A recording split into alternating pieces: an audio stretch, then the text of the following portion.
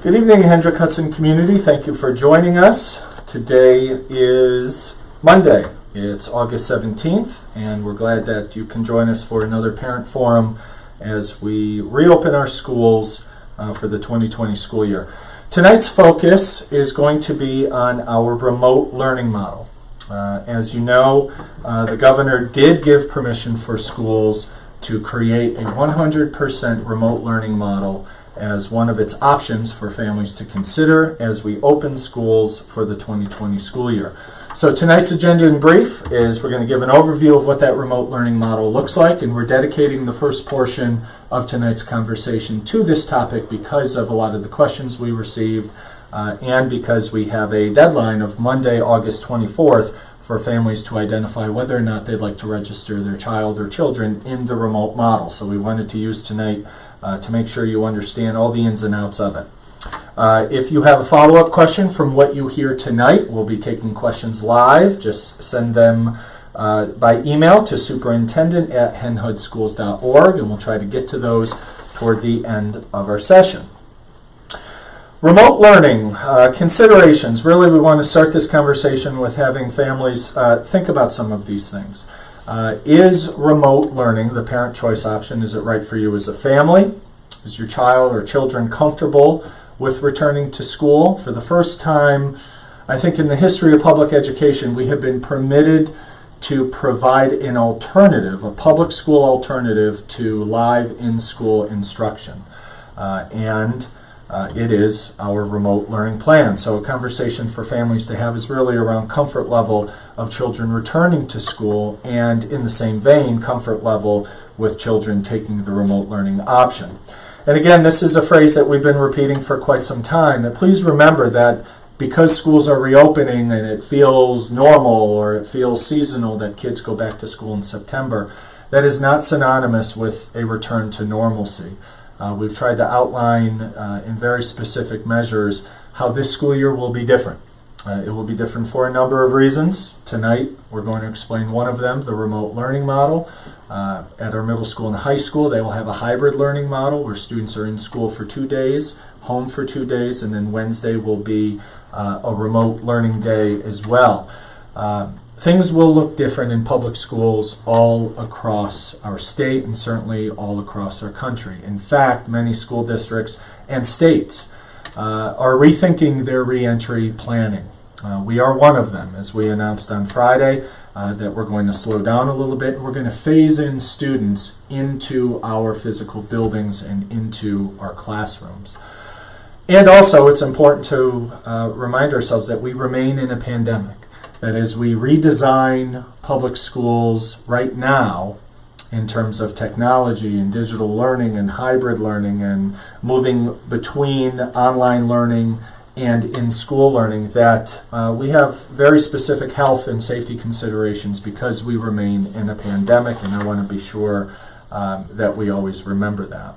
So the purpose of an online learning model is we had a lot of interest. Our last survey suggested that close to 50%, 49% of our families indicated that if the district provided a remote learning model for the first semester of school, that they would be interested in that. That survey was it was published in August, and the results were just released. They're on our website, on our homepage of our website. You can look at that. So what happened is the needle has moved. The needle moved from our June survey to our July survey, to our August survey. And over those 3 months, families indicated a greater interest in having access to a remote learning model, and we're pleased that we're able to provide that for you. A remote learning model also obviously provides choice for parents to begin the school year. There are health considerations. There are children and families that are dealing with serious health concerns with returning to schools, and we're pleased that we can offer this. It allows students to remain connected yet be remote. We'll talk a little bit about what a daily schedule and expectations will look like, but students who choose the remote model will be able to participate with a live teacher in a very scheduled and regimented format. By choosing the remote learning model, it also reduces capacity in our schools and our buses. We had a number of questions or concerns, and I've had conversations with families contemplating the remote model to lessen the foot traffic and lessen the number of students in buses and classrooms, and certainly that will do that. But again, we emphasize that the decision to go with the remote model is really a family decision, and it's based on family interest and needs and certainly student needs. And lastly, it helps control the spread of the virus because we remain in a pandemic. Last spring was very unique. School districts across New York State had 2 days to prepare for online learning. While we know we had hurdles to overcome, we're also very proud of the pockets of success that we had. One of the other issues with last spring is that the governor extended the executive orders 2 weeks at a time. So when we went out in mid-March, the governor said this is a 2-week temporary timeout and asked schools to be able to try to teach remotely. We were one of many that were able to flip that switch pretty effectively and in a very short period of time. Many districts in the state were not able to. They were still printing out packets. Parents were picking them up in the school. Students were completing them and then handing them in with almost zero interaction with classmates and certainly therefore zero interaction with their teachers. As a result, many districts, including Hendrick, Hudson, and we'll talk about what we did during that time and what we've done since, had on-the-job training, individual and small group coaching. Laura Nyer, our executive director, including for all things instructional technology, we'll talk about that in a little bit. We also asked parents for their feedback. This was our Thought Exchange survey from July of 2020. We partnered with, I think it was 13 other school districts. It was spearheaded by BOCES. And these were the top 5 comments we received from families. Families hope that distance learning has more structure and direct face time with teachers moving forward. That regardless of the format, kids need regular contact with their teachers. Kids need goals and they need accountability. One parent commented, would like to see classes be held in classrooms and broadcast out from the classrooms so students could participate at home. If it's necessary, there must be clear standards for how teachers use it. And the 5th piece of feedback we're sharing is clear expectations for staff and students for all learning scenarios. This survey, the results of this survey, the top 200 pieces of feedback is also on our website. It's on our dedicated COVID page, and you can find it titled Thought Exchange Survey. So please check that out if you haven't. We have a number of expectations and a number of changes that parents hopefully will enjoy if you choose the remote learning model. Many of these changes are internal, but some of them are demanded by the state education department, and that is really important because the state education department in July came out with guidance on what remote learning could look like and what the mandates or minimal requirements should include. They heard from parents, they heard from teachers, they heard from superintendents. They did a really nice job of receiving feedback through the month of June as we closed schools so that we could have good data for when we open schools. So what can you expect if your child is in our remote learning model? You can expect daily, consistent, live interaction with students. The teachers will create a schedule. All students will know that schedule. There'll be an expectation to log in. Attendance will be taken. That's a mandate from the state, and we'll talk about what that schedule will look like. It will be consistent. There will be planned activities. And most importantly for families, there will be a level of predictability. There will be a flow. There will be a cadence to students' day and week while they are participating in the remote model. It will include the whole class. It will include small groups of students, individual students, but also it's important that there will be a piece of independence here. There will be opportunities for students to cut their screen time, to go apply their learning in multiple ways, and then be able to demonstrate their learning in multiple ways. This is not, and it can't be, and I repeat, it is not students remaining online for 6 or 7 hours a day and watching school. That could have, and certainly would, research-wise, have a detrimental impact on students and certainly on the system. And also we'll be receiving regular feedback you will be receiving regular feedback from teachers regarding your child's experience and their progress.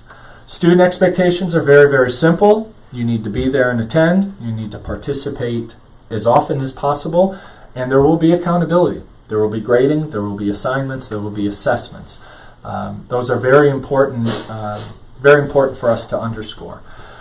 A lot of conversation lately around what have we done to prepare teachers. So I'm going to turn it over to Laura Nyer. Laura Nyer is going to walk us through our training and support slides. Some of you who have logged into previous meetings already heard some of this, but she wants to focus in on exactly what we've been doing from a technology standpoint, from hardware, software, and training our teachers. So Laura, take it away. Thank you very much. One of the things that I've been accentuating a lot is that we didn't start from scratch in Hendrick Hudson. For years, Hendrick Hudson has really focused on instructional technology as a tool that we really rely on. So, for example, probationary staff, new teachers come on board, they are required to learn Google Level 1, Level 2. They have required trainings to use Chromebooks in their classrooms. So we've had a lot of the building blocks ready and prepared to go. We also have an amazing team of tech coaches. So these are instructional technology coaches. They are teachers who apply to be a tech coach. They work before, after school, during school. They are usually the people that all staff go to when they need support or some help. And they were really who we went to right away in the spring when schools were closed, and they helped us create our internal website, which is a wealth of knowledge and resources and tutorials. So you would see and hear teachers creating tutorials to walk their colleagues through how to use Edpuzzle, how to use Screencastify, how to effectively use Google Meet, whatever the tool may be. The minute we were preparing for summer and preparing for what we did not know the fall would look like, but knowing that we needed to improve and ensure that all teachers and students had what they needed, our tech coaches, a good amount of them volunteered to work this summer. So they've been hired to do a lot of planning around support for students, teachers, and families. And they've also been helping to really make decisions about some of the software we're moving towards. They also helped make decisions when it came to purchasing Chromebooks and hardware. So our teachers they just began, as of yesterday, picking up their brand new Chromebooks that are touchscreen, 14-inch. The goal was that every teacher would have a Chromebook that was a little bit more advanced but could mirror what the students had, so that whether they're writing on screen, they're modeling something, they had that same technology. Some of the feedback we had in the spring was that it was sometimes difficult if students were on an iPhone or an iPad or some other device, and the teachers as well. So when the teachers are in their classrooms, they will have their regular desktop computers connected to their smartboard or their smart panel, but they will also have the touchscreen Chromebook, which has a microphone and a camera in it. In that, the students also, we are giving out touchscreen Chromebooks for every single student K through 12, so they also have the same tools, so teachers can plan effectively to make sure that they're connecting to their students, whether they're in the classroom or at home. And with that comes training. There's a lot of software out there. K through 8, we're using Google Classroom, which we've been using for years. And for some people, they were high experts, using Google Classroom already. And for some teachers, this is something that they needed to learn this past spring. So we have tech coaches supporting those teachers and helping them in creating those Google Classrooms. We've even worked this summer to create some systematic concepts around what Google Classroom should look like. So families have a clear idea, students have a clear idea, as do teachers. So some of these tutorials are being rolled out to staff. Also, just again, like the software that they're using, we have tech coaches creating those technology tutorials, how to use Kami, how to use Edpuzzle. Also, this is maybe, how to use this effectively, giving some ideas. Additionally, at the high school, we're rolling out Schoology, which is an amazing learning management system that will really, I think, sort of enhance what we've already had using the Google Suite. So Again, I have high school tech coaches who've been spending time really learning about that and prepping to support and, onboard all of the staff with that. We have always had BOCES and the Lyric as great partners, and we're part of Putnam Northern Westchester BOCES Model Schools program, which is where we purchase a lot of our technology, and through that we get a lot of professional development. So that's been available since the spring and ongoing throughout the summer. Teachers, teaching assistants, all staff have the chance to find some of these great tutorials and great professional development that's out there, and we'll continue to help provide that and offer that. But again, one of the things we realized was that we really needed guides for families at home to support their students. So it's another thing our tech coaches are working on, creating some really clear and concise, comprehensive one website where a student or a family member can click in and get how-to tutorials and guides for everything the same way as the teachers are getting. Additionally, families can reach out to the help desk, and our tech coaches are in the process of creating schedules of office hours so that during the school year, before and after school, they can provide opportunities where, and goes for staff as well, that they can sign up for maybe some one-to-one coaching and help with one of our tech coaches. And then finally, we're going to be creating some family tech sessions. This is actually something we had thought of a year ago, and we had begun rolling it out with the public library. So two of our tech coaches had ran a session with all of the librarians at Hendrick Hudson Free Library on the Google Suite, and the next plan of that phase was to teach PTA members, and then we were going to open up to more parents. Unfortunately, with COVID, all those plans sort of crumbled. So we're going to bring back that concept and make it a little bit more virtual so that our tech coaches can really provide, organized and centered training for families that really want and need it. But again, having the help desk available at all times and having those office hours is going to be really key in supporting our staff, our students, and our teachers. Great, thank you, Laura. Important to understand, I know Laura commented on it, but our tech coaches are really incredible people. They are our master teachers. They are the teachers who are demonstrating this technology every day. They build lessons and instructional models around use of instructional technology, and they have been a tremendous help.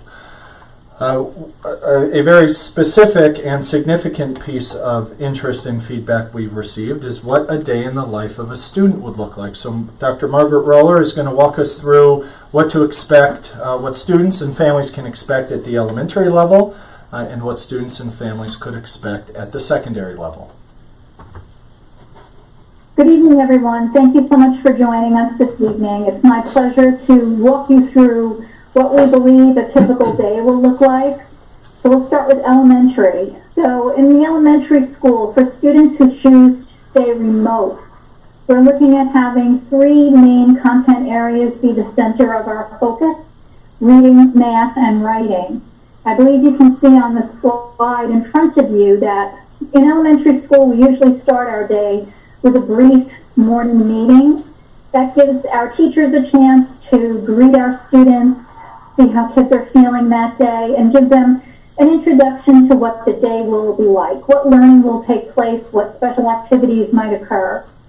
After that, we're asking teachers to spend their day in whole group, small group, and one-to-one sessions. And much of this is at teacher discretion. Do I need all of my students together every day in Reader's Workshop for 15 minutes? Perhaps not. Perhaps you will. It depends on the grade and the concept that you're teaching. But we're planning for, and this is, again, a very rough outline, a 15-minute whole class lesson, a mini lesson, if you will, that will kick off the workshop in reading, math, or writing.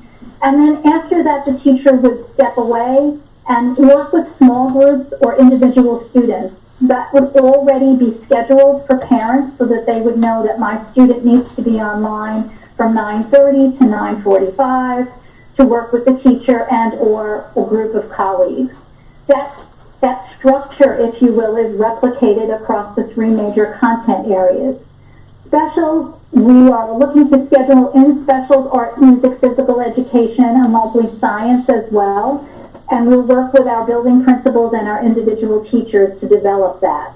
All of our teachers will be asked to develop a remote schedule, even if they are not the designated remote classroom teacher. And that is because, as Mr. Hopwriter has said many times in our presentations, we never know when we will need to go remote. So we have to be prepared for that, and we also have to prepare our families for that. In the opening days of school, a remote schedule will be shared with families so that if the event does come and the governor asks us to close for a period of time, you will already know what to expect on your end in your home for your students. Let's move on to the secondary schedule. So our middle school and our high school are moving to a block schedule for both in-person and remote learning. They are slightly different in their structure, as one would expect for two different schools, but nonetheless, they respect the extension of academic work, meaning the periods for ELA, reading, math, science are longer than the normal 38, 39, 40-minute period that we experience in a 9-period day. Remote students will be expected to log into the live classroom, and Laura and I will chat a little bit more about that later on in the presentation.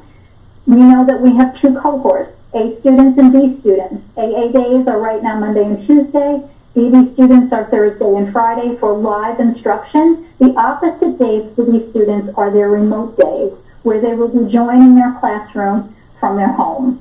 Wednesdays will be a combination of office hours, a chance for teachers to catch up with students, to fill in individual questions, or perhaps work with somebody who is struggling with a particular concept. There will also be time on Wednesdays for teachers to continue to do extended planning and some professional learning. Again, these are typical schedules. Your teacher schedule may not mirror this exactly. Over the coming weeks before we actually formally open school, I have meetings with our teacher leaders at elementary, middle, and high school, and then hopefully with our classroom teachers as well, to talk to them about the needs that they see for the students specifically that they teach and how that schedule might best be addressed to meet those needs. Thank you so much.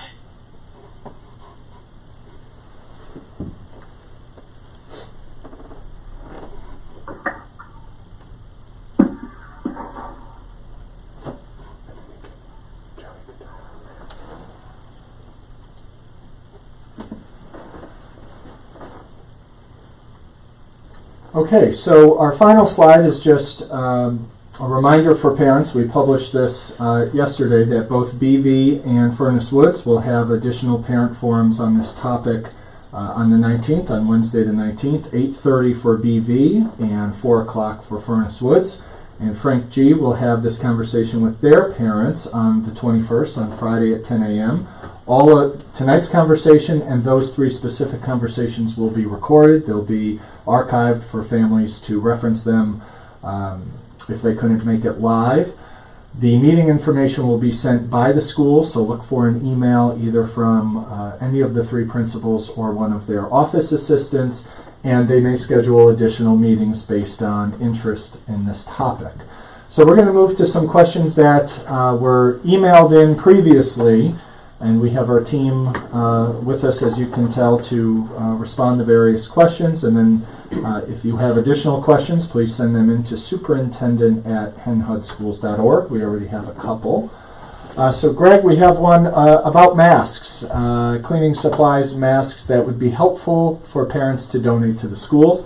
So we'll take anything and everything that parents would like to donate. We recommend that they provide them to the school principal or to the PTA. I know the PTAs are gearing up to get involved and see how they can support the rollout and implementation at the schools, and there had been a number of events and fundraisers last spring, and so certainly that is an opportunity for folks to contribute and to donate.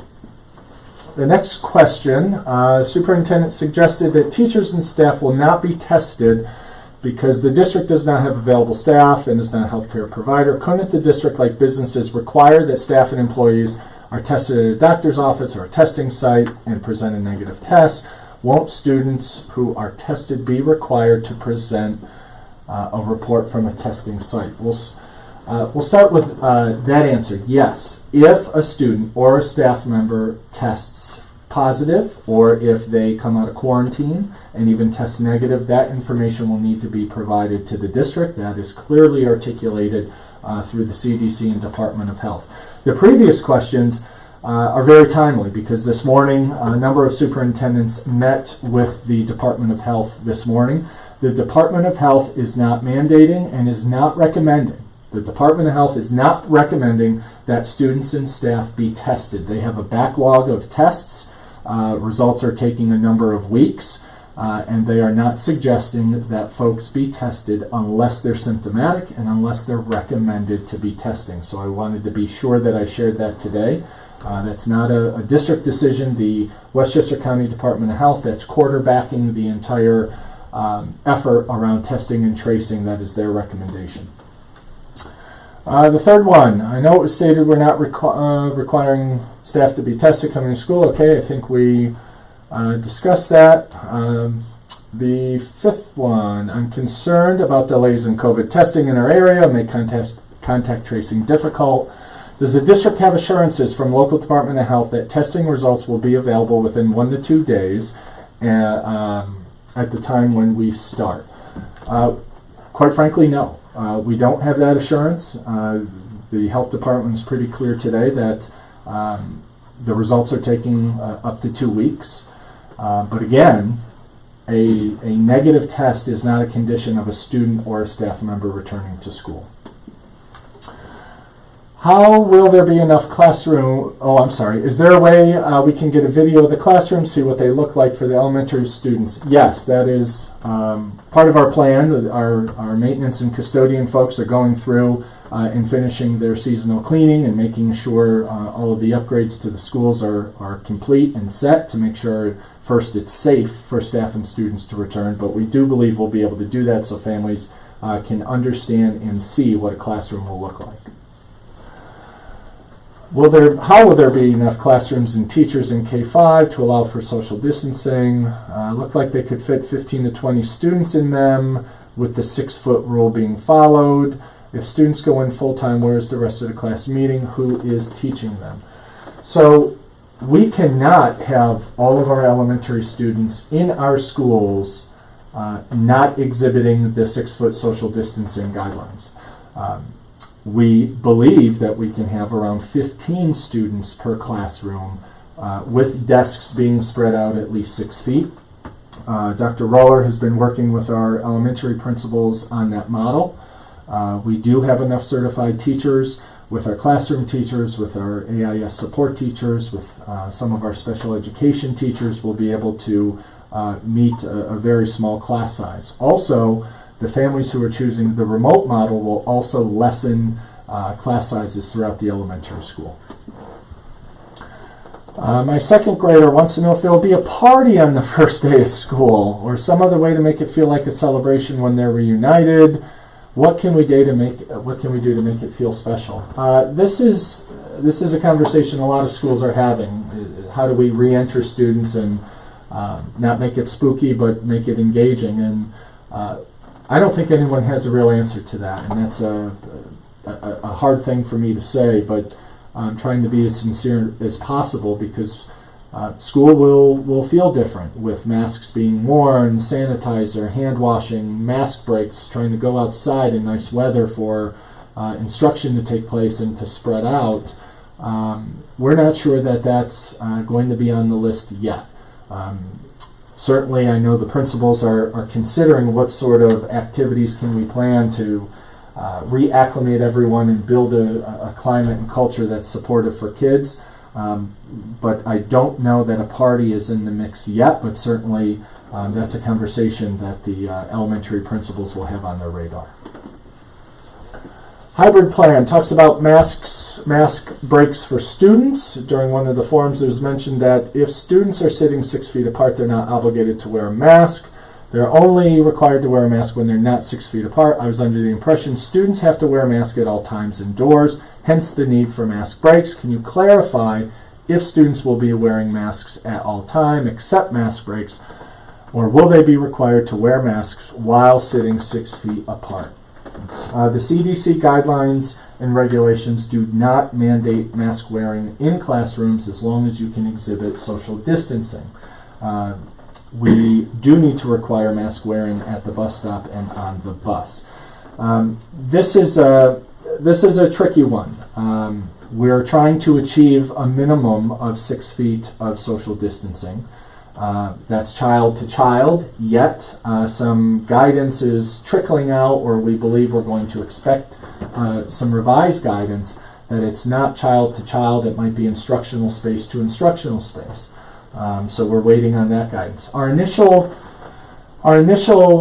commitment was to have students wear masks at all times. Certainly we don't want to create a scenario where anyone is the mask police.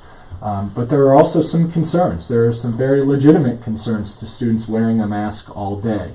We're going to ask parents to try to reinforce mask wearing as often as possible, certainly in hallways when children use restrooms, coming in and out of the building.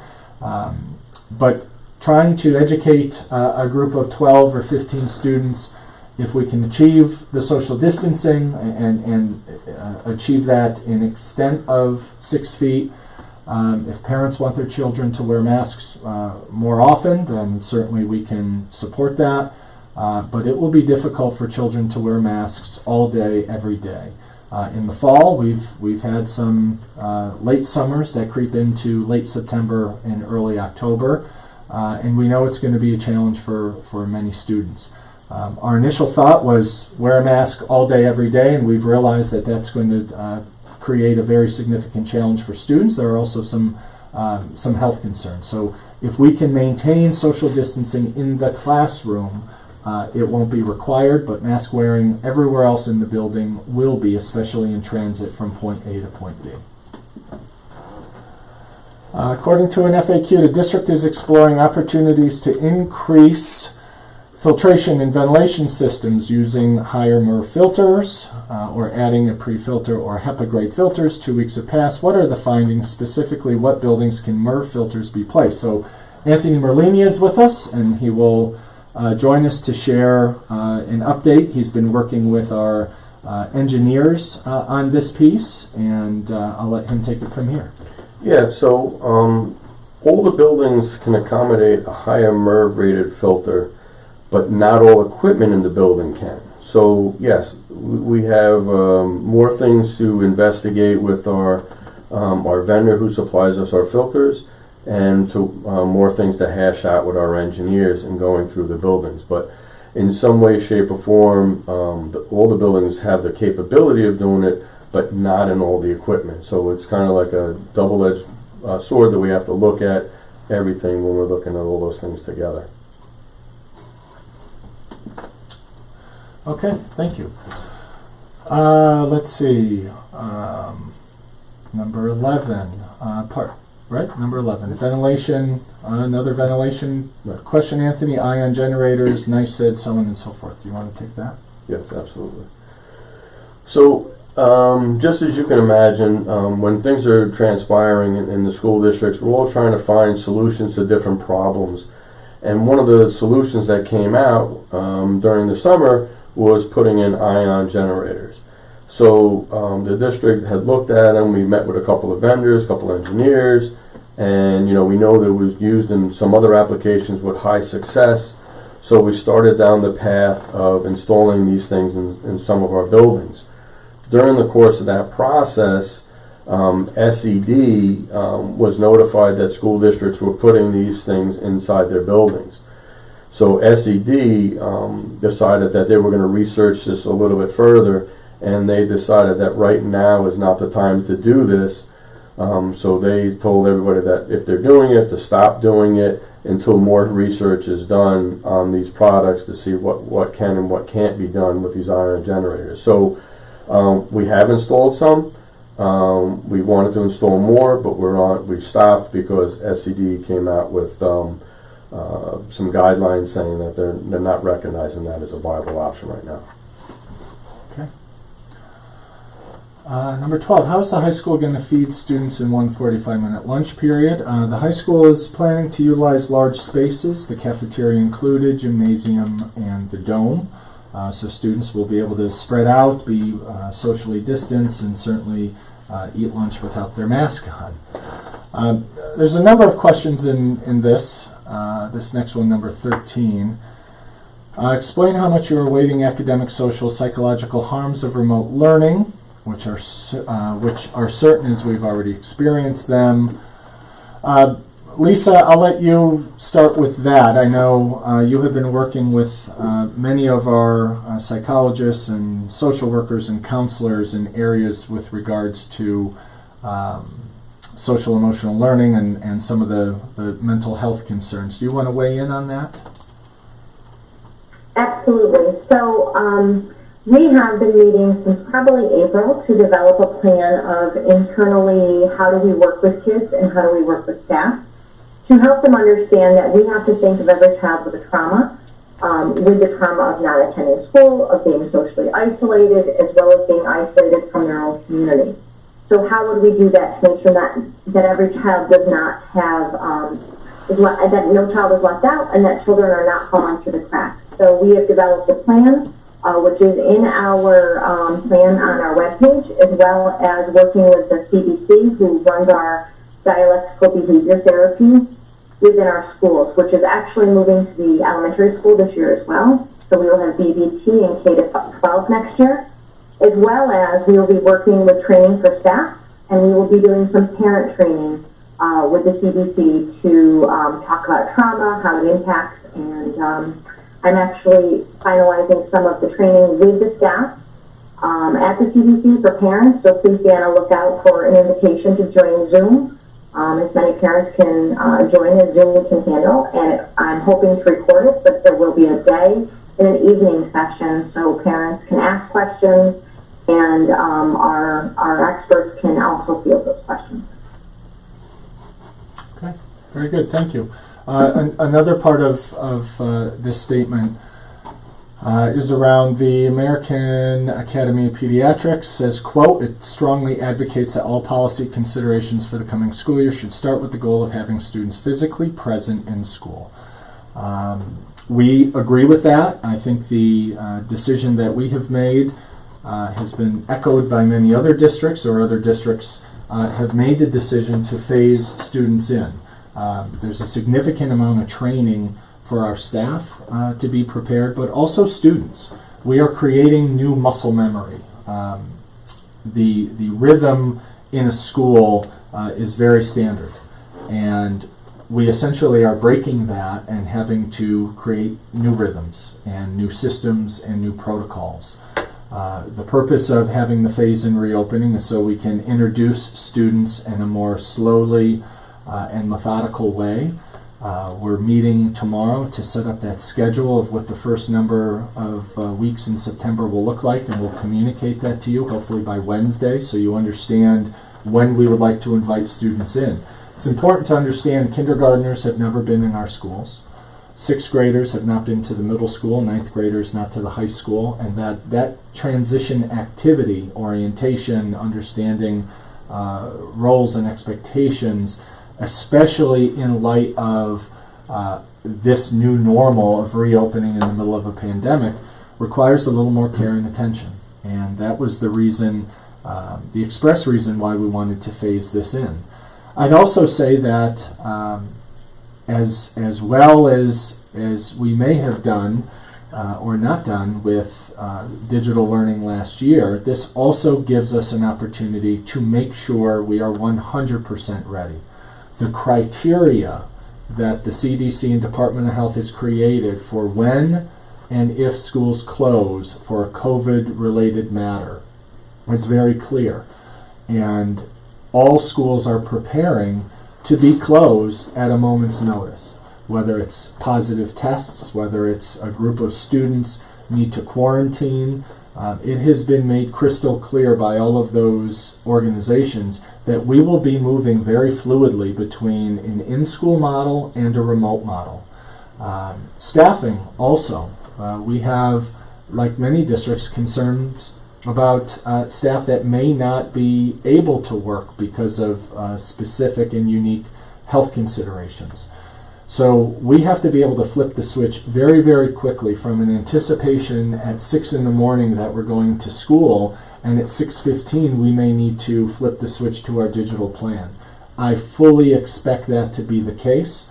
We had that conversation today with the County Department of Health in terms of what triggers a school closure. A positive test, student or staff, triggers a school closure. A multiple day closure will be dependent on contact tracing and the amount of individuals that the County of Health determine could be infected.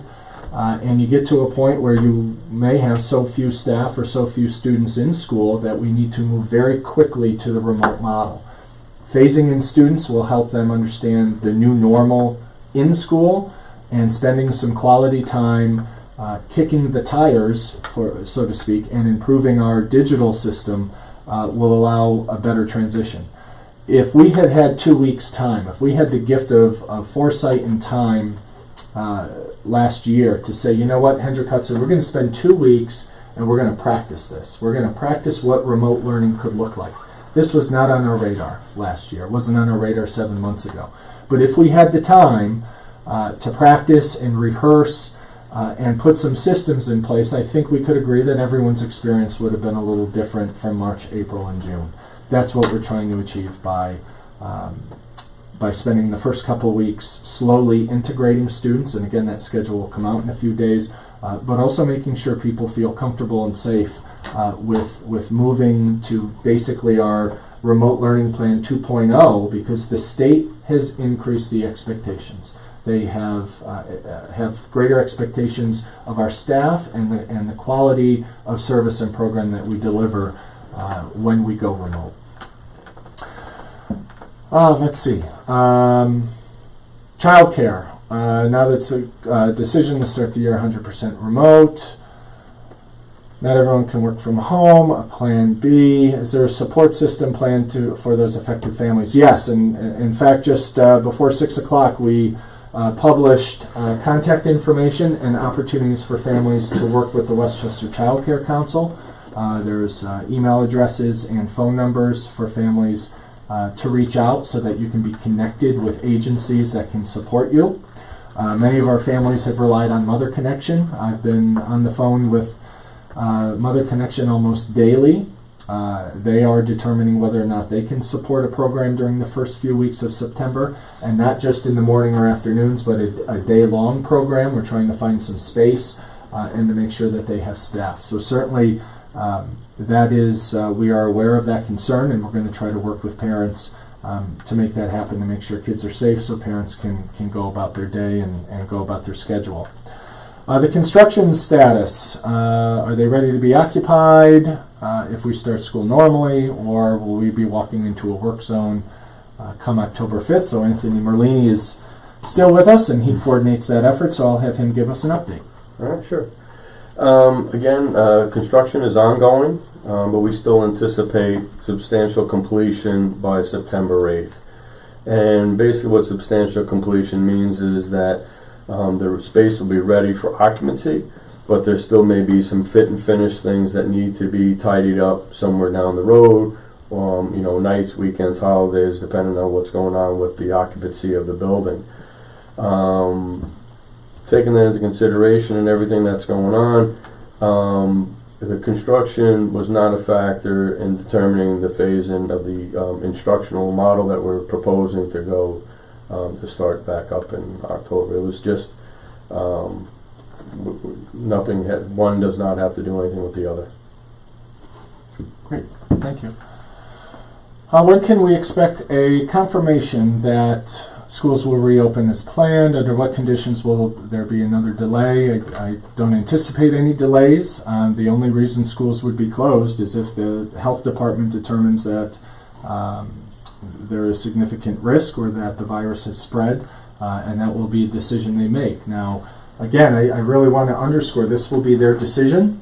They will share it with us, and then we will execute our communication plan to let families know of our intentions. But the decision to close, the duration of the closure will all be contingent on their investigation or their contact tracing. So that's why it's really important that we work on our digital plan, because not only will we be spending a chunk of time this school year in our digital plan, in our remote plan model, we're going to have to flip the switch very, very quickly. I anticipate, rather than me calling everyone and talking about a delay because of weather or a snow day, it's going to be either around staffing or based on the recommendation of the Department of Health. If enough students select a full virtual, is it possible that those that want to attend school may be able to do it 5 days a week? It's possible. This is actually a regional discussion we're having. We won't know it until we know how many families choose full virtual. Right now, as of last check, just before we went live, we're around 240, 230 families have filled out the paperwork. We anticipate probably more this week as we talk to families about what to expect and what the model will look like. That's around 10% of our student population. Our last survey from a couple weeks ago indicated almost 50%, so we either have some room to go or some families are still making up their mind. But we will determine whether or not we would be able to open more seats for students. It might not be full day, but again, that's one of these unintended consequences of building a hybrid plan or a remote plan. These are things that we will have to address as we go and engage families in what some options are. Again, it's new to our system to be able to provide these sort of alternatives and options. Has it been discussed a place where essential workers can go during school hours? Lakeland Children's Center is incomprehensible. There was no plan in place for members of our district. So one of the issues last spring was, yes, first responders, because of their nature as essential workers, under New York State, school districts were to work with agencies to provide child care. The agency that we work with, I mentioned them earlier, Mother Connection, closed. They were not operating during the pandemic back in the spring, and so we worked with the Westchester Child Care Center to identify outfits that were open. And Lakeland Children's Center was one. There were some in Yorktown. There were some in Ossining, and so we tried to help families get connected that way, because the center that we worked with was not available to accommodate children. Polycarbonate plastic partitions are approved in New York State, unlike plexiglass, which is flammable. Have they been considered for student desks, except where students can sit comfortably? So Anthony Merlini did some research on this. Fire code is not a deciding factor. They are absolutely permitted in schools if polycarbonate. If they are not an option, may I purchase one for my elementary student to use at his desk? So Anthony has certainly done some research, and his collegial circle has talked about this, so he has some information to share. Sure, I can talk a little bit to this. Have they been considered for students' desks? Yes. At this point in time, we decided that we weren't going to go with them. It was just a district-wide decision. It's in line with a lot of the other districts in the surrounding area. Some have decided to limit what they're going to do adding these, and some have decided that they're not going with them at all. They do add a couple of concerns because they need to be disinfected at the end of the day, because they are another surface that would need to be cleaned. They do have other considerations when it comes to airflow inside the room. So all these things were things that we weighed out. Fire code is not a deciding factor. Like you said, they're polycarbonate, so they can be permitted in schools. The SED has asked, though, if you were going to use a large amount of them, that you do get some sort of writing letter up to them that you will be using them, so that they're aware of that you're using them. It's not an approval process, it's just a notification that you have them. If they're not an option, may you purchase one in an elementary school student to use at their desk. I've discussed it with the superintendent, and we feel that if that's something that you feel that you want to bring in, and you purchase the right one, it's like outfitting your student with a pen or a pencil or some other object that they bring to school. They would just have to make sure it's something that's not going to fall off the desk and injure another student or become a hindrance inside the classroom. And Joe, do you want to add anything? I know. I think I look at it as added security and element of safety if families would like to do that. So we welcome it. I would certainly advise a conversation with the principal in advance, or certainly your child's teacher, to make sure that everyone's on the same page. Question 20, despite what's written in plans, parents have misconceptions about mask requirement. Please state clearly that under the plan, masks will not be required where social distance, when students are at their desks, even though some students might choose to wear them. Absolutely correct. The guidance is, please wear them if you can't be 6 feet apart. Please wear them on the bus at the bus stop. Please wear them in transit, in restrooms, office spaces. The classrooms are going to be designed and students will be spread out to exceed the 6 foot social distancing. And for reasons we explained earlier, we want to allow students to also take mask breaks if families are asking their children to wear a mask all day. But certainly our goal is to make sure that we can achieve the 6 foot social distancing in all of our classrooms. Can I, as superintendent, request masks to be worn at all time, even when students are distant, with an exception for those with medical issues? Those with medical issues, the guidance is clear that they're to notify the school that they have a medical issue. The district did purchase masks. We also purchased some shields, face shields, about 2,500 face shields. Enforcing the mask policy, even when social distancing, I think, is going to create a debate in our district around the science or what the guidance is. And what a lot of districts have decided to rely upon is that if families want children to wear masks more frequently, certainly they can. And what the district will enforce is that if we can't achieve the 6 foot social distancing, that students will not be mandated to wear those masks. A few times last meeting, the facility manager, that's Anthony, referred to disinfectants killing bacteria. COVID is a virus, not a bacteria, and chemicals that kill bacteria might not kill a virus. I know that we purchased a number of chemicals that are approved by many agencies, especially New York State, for purposes of coronavirus. Anthony, I don't know if you want to share some of those to let folks know what to expect. Yeah, I apologize. I misspoke last time when I was talking about that regarding our cleaning products and disinfectants. A lot of things going on, and I had a lot of things on my mind, so I just wasn't clear on that. But I can guarantee you our cleaning products have a COVID virus claim. We use an Ecolab A456 product and a number 57, which is a hydrogen peroxide product. Both of them have a COVID virus claim, so we're using them for the correct application, and they do take care of what we're trying to achieve. Great, thank you.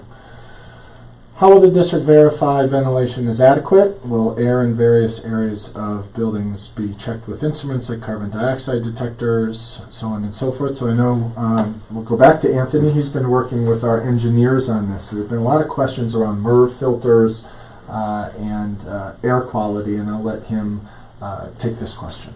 Sure.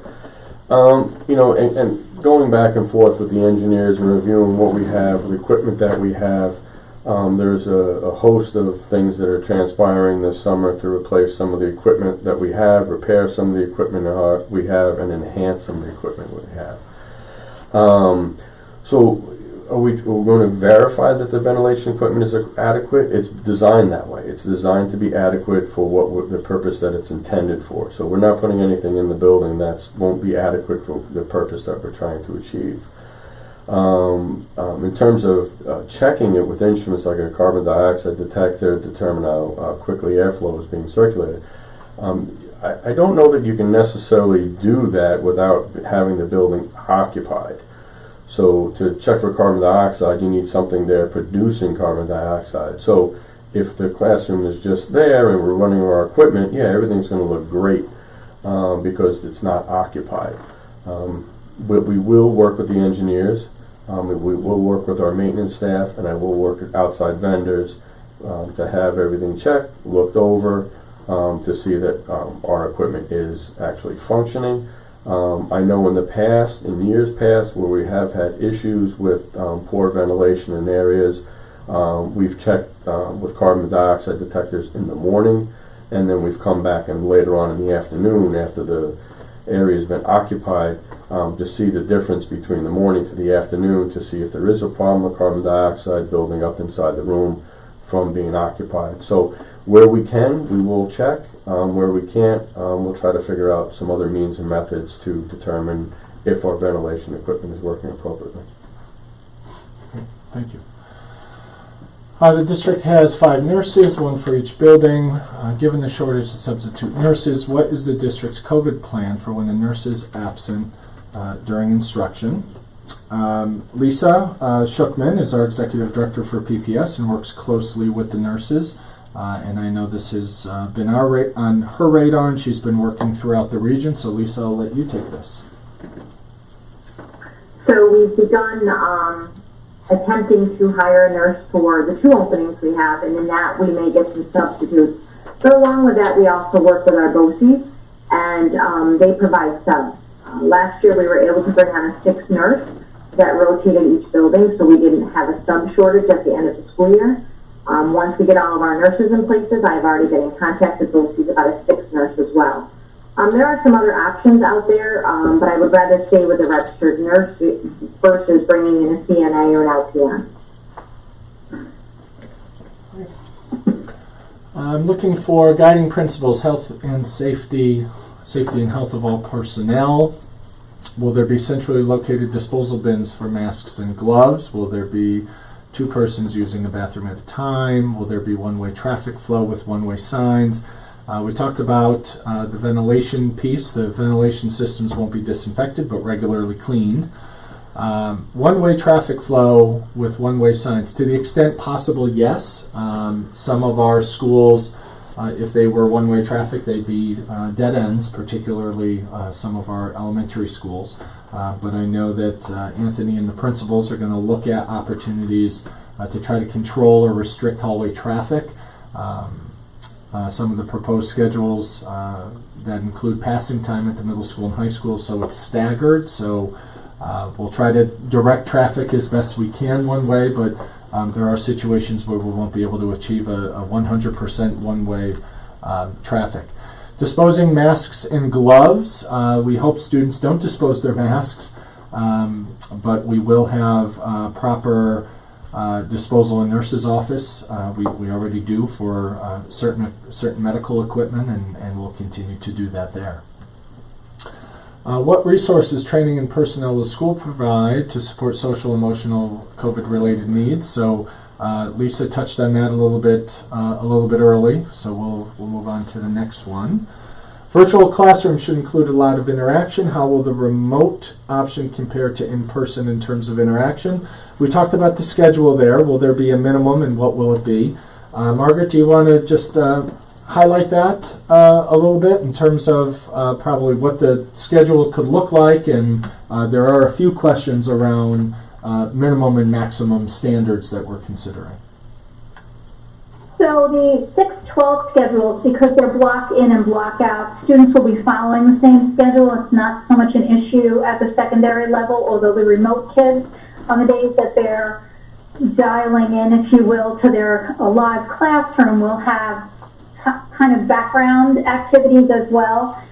There's particular concern about the length of time that our elementary students are on and live. And so, as I shared a few minutes ago, there is a condensed schedule for remote learning for elementary students.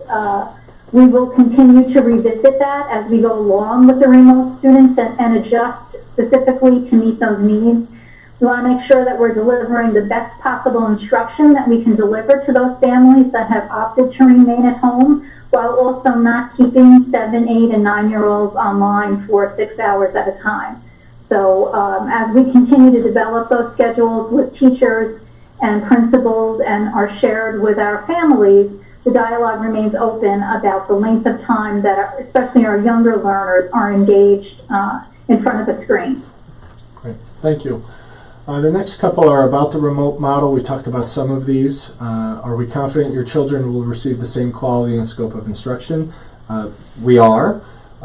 We have spent, as you've heard earlier today, considerable resources and will continue to spend resources in terms of training and staff development. The goal is based on, again, some of the numbers by grade level that we see families choosing the remote option, that we would obviously have some dedicated teachers at the elementary level. They would be our teachers who want to teach remotely and are really good at it. So certainly we're going to continue to have high standards in that model. If I choose the remote model, why do I have to commit to the end of January? The idea is so that we're not mixing cohorts of students, that students are not starting at home and coming in or going back. We want to keep a continuity of instruction. That's a phrase New York State Education has used to try to keep things as consistent as possible. If you start in school and no longer enjoy that experience for whatever reason, certainly we hope to accommodate families by having students go to the remote option. We have to consider class size, what grade your child's in, make sure there's enough space and that it doesn't, the virtual class size doesn't become too big, because a lot of, if not a vast majority of the effectiveness of the virtual experience for students is going to be able for teachers to meet and work with kids in small groups or individual opportunities.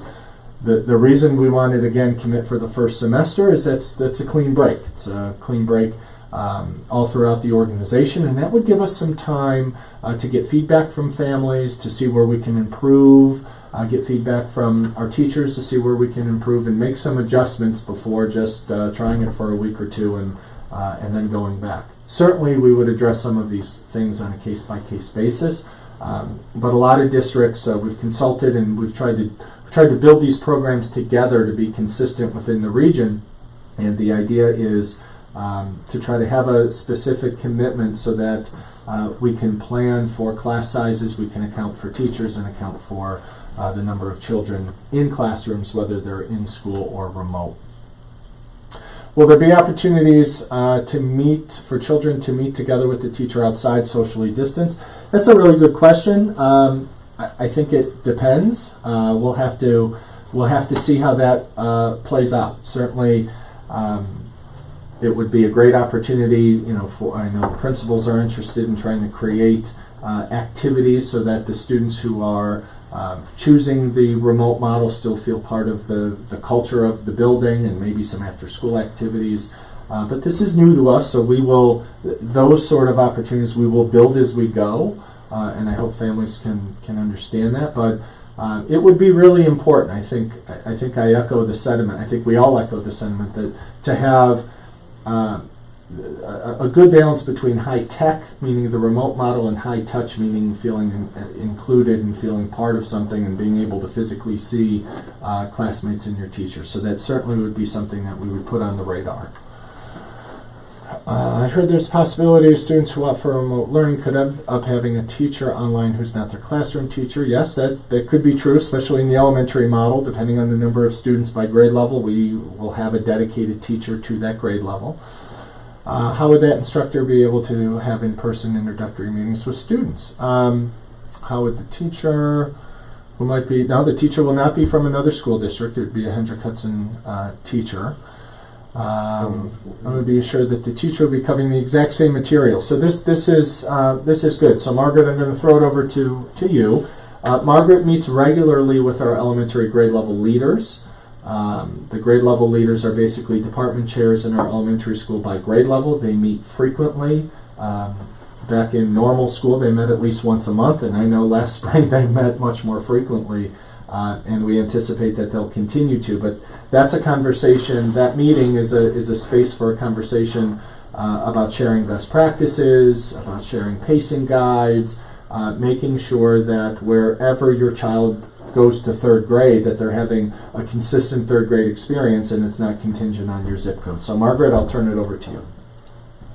Well, you actually just said just about everything we need to say, but I'll reiterate that, especially at the elementary level where we share curriculum across 3 schools, we are, I would say, remarkably tight about our instruction. Our teachers do a fabulous job sharing that curriculum from one elementary school to the next. They talk all of the time informally and formally, as Joe just mentioned in our monthly meetings. There is continued dialogue about staying not on the same page every day as one another, but keeping that pace going.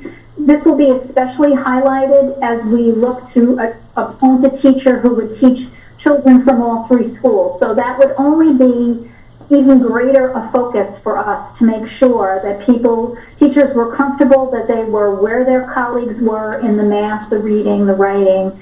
I'm highly confident that that is something that is not even a worry in my eyes. Right. Thank you. We'll go to number 32, grading and assessments. How will grading and assessments be conducted remotely? Can you honestly tell which kids are doing the work with their parents' excessive help versus those who are neglected and struggling to even get online? Those will be, will those factors be considered? I think that there's an incredible opportunity here with remote learning and how remote learning may be with us, or may be a piece of what public schools do even when we get back to normal, whatever that looks like. For a long time, educational research has asked us to think about authentic assessments. And if you think of math or English or social studies or science, we think of assessments as taking a test and regurgitating information. Some science assessments are hands-on; they're labs. It's performing. Music, art; those are performance-based assessments. This is a field of educational research that's taking off, and we're working very closely with our colleagues in BOCES to be a part of that. But imagine if a student wasn't taking a 15-question quiz, but was having a 10-minute or 15-minute discussion with their teacher on what they knew and trying to elaborate to their teacher on what they learned in a more authentic way. So I believe that we'll get really good feedback from kids. I also think that it's going to be a partnership with families. I know that our school counselors and social workers and our principals and teachers worked incredibly hard in terms of outreach for students who weren't as engaged or connected as they needed to be. But as Margaret said earlier, and as we're echoing, the remote model takes a high level of parent participation. Not that the parents are the teachers away from school, but they're working with us to make sure that there are accountability measures and to make sure that assessments and feedback is legit and that we have a really good measure of student progress over time. What are the time commitments that parents should expect to be overseeing or helping kids remote learning by grade? Those of us without children have flexibility in the timing. So Margaret, do you want to touch on that? I know when you did a day in the life you spoke a little bit, but do you want to just one more time for those that may not have joined us earlier talk about very quickly the elementary and the secondary piece? So yes, I'll say again, and I don't mean to keep reiterating this, so I apologize, but we do believe, we firmly believe that every kid should be in school. That is the absolute goal that I have when I approach this work with my colleagues over the summer. Knowing that that is not possible due to social distancing, and understanding that children at the secondary level are more capable on an independent level than elementary students are, we have the AABB model at secondary. Again, they are traveling through their normal schedule. At the elementary level, again, we don't want children on the computer 6 hours a day. Yes, they would be in school for 6 hours a day, moving in and out of different activities, engaging with special teachers, going to a lunch and a recess period. So we're condensing that experience and making it more intimate in the sense that they will have more small group work and more one-on-one time to address the learning concepts that are most significant in their grade level. Great, thank you. Let's see. Number 34, is there a local place to find nannies, tutors, helpers for parents who work during the school day? Some of the information that we posted with the Westchester Child Care Council, again, just before we went live, they'll be able to help. Those are called, I think, learning pods, and while they're not an endorsed child care center or they're not credentialed, they may be able to help. And also I'd reach out to your PTA. I know I've spoken with some parents who are considering the same sort of model. I have a friend who lives outside of Atlanta, Georgia, and his 2 children who are remote for the first 9 weeks. A number of families in the neighborhood did the same. So I would start with the contact information we provided on our website, and also perhaps the PTAs could assist. This is about kindergarten and orientation. So we're meeting tomorrow, and part of our meeting with the elementary principals tomorrow is to discuss how we orient kindergartners to their school and meet their teacher. So we believe that children or kindergartners that are going to start remotely, they are still welcome to meet their teacher and tour the school and get acclimated, even though parents may choose to have them do the remote model. So we hope to have that schedule and opportunities to sign up for that in the next couple days. Under the hybrid plan, how would groups A and B be determined? Would the division take into account specialized classes like honors math? So many schools are dividing groups A and B by alphabet because we want to keep families together. So we're trying to make sure that a 6th grader goes to school on the same day as a 12th grader for obvious reasons. We're looking at those metrics now to see where the cut point would be, and we'll make special considerations for families. Of course we will. Would the division take into account specialized classes like honors math? So honors math is going to run. Let's use the middle school for example. The difference is the number of students physically in the classroom for honors math would effectively be split in half or as close as possible by alphabet. So we don't anticipate any courses that have historically run to not run because of this. It's just we're breaking the class into 2 groups, so there would be fewer students in the classroom at the same time. Are there concrete numbers of students that will remote learn and students that will be in school and those undecided yet? We sort of answered this, that if there are enough children that stay home, can we take their seat? The deadline is Monday, and I know I'm getting questions of whether or not we can delay the deadline. We'll consider that, but the deadline is Monday. Like I said, we anticipated somewhere around 40 to 50% of families signing up. We're around 10% now. I think families are still making their decision and hearing from us, and want to spend this week going to their elementary meetings to maybe learn a little bit more.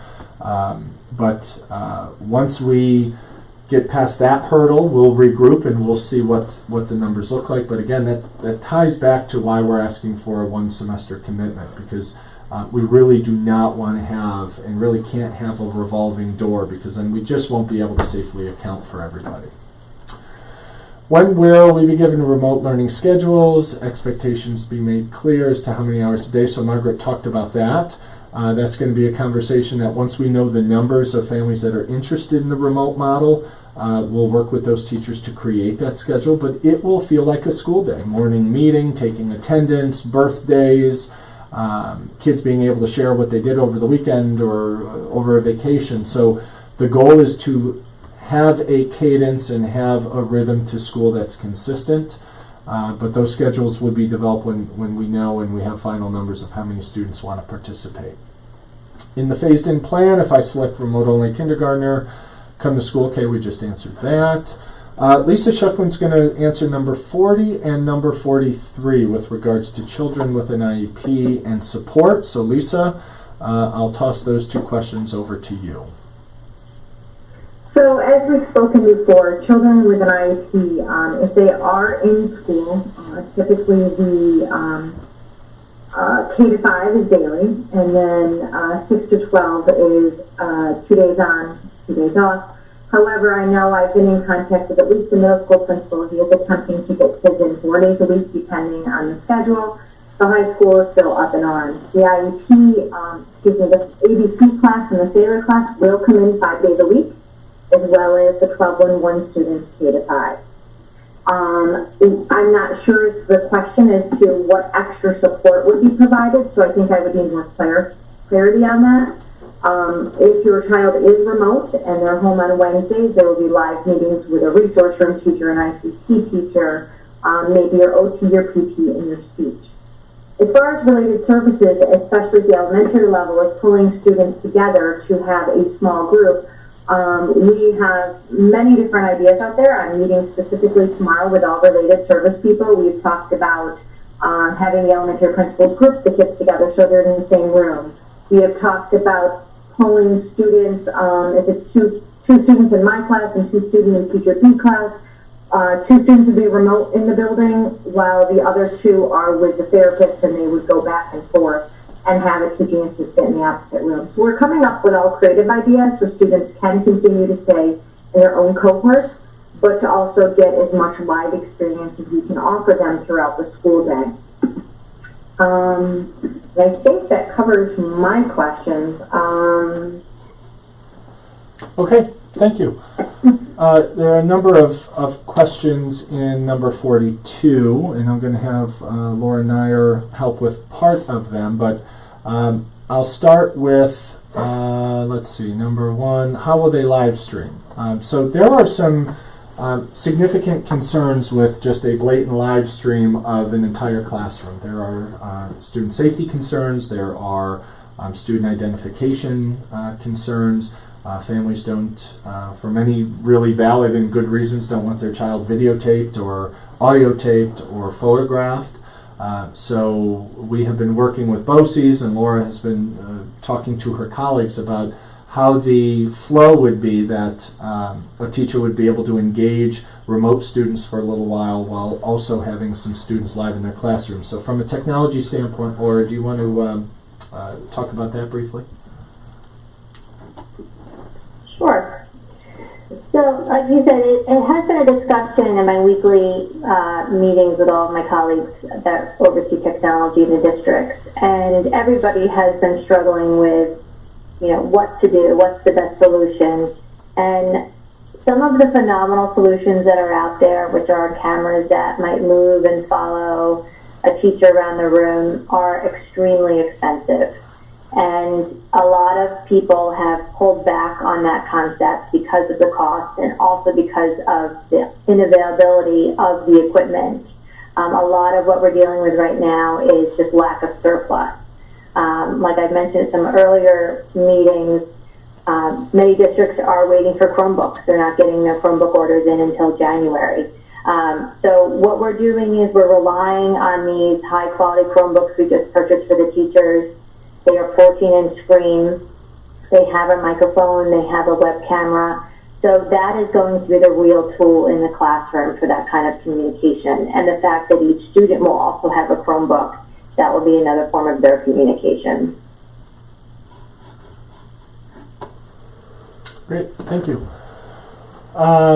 Who's training the teacher how to teach to kids, in person and remote simultaneously? It seems ineffective and practical, difficult for teachers. The time for training will be in September. This is new. This is new for many districts. The idea being in a block schedule with more than an hour of instruction time, that there will be students live and there'll be some digitally, and Margaret shared what that schedule would look like, especially for the secondary students, that there'd be activities for them to complete remotely and independently, and there will be some some ebb and flow to it. In terms of what happens on Wednesdays, we're going to hash part of that schedule out throughout the week. We know that families have asked for time for students to be able to reconnect with teachers, whether it's a concept of office hours or we have a rotating schedule on Wednesdays. We also know that we want to have ample time for teachers to reconnect and collaborate together. And a lot of districts who have moved to this model of a block schedule with Wednesday not being completely scheduled, there's a lot of wiggle room, and we want to see what those needs are. In terms of teacher involvement in planning this, I know we've spent a lot of time sharing the amount of input and training and opportunities that we've provided our staff since last March, and Laura talked about it in great detail, but Margaret, can you just elaborate a little bit on your conversations with staff and some of the opportunities they've been afforded over the summer as the state has asked us to develop these alternatives and options. Well, honestly, I feel like we've been talking all through the spring, constantly revisiting what we were doing. I know we, as Joe mentioned, you know, when we first closed, it was everybody trying to figure this out as quickly as possible. And then as time went on in the spring, we kept coming back to one another and trying to refine the schedule and define what it meant for a kindergartner versus an 8th grader to spend time in that environment. That really continued over the summer with work on curriculum, and this past week we had some of our elementary consultants online with folks talking about what it means to deliver a workshop remotely, building in that mini lesson in a virtual environment, being prepared for that even if at first you're not the remote teacher, but being ready to go quickly to that model.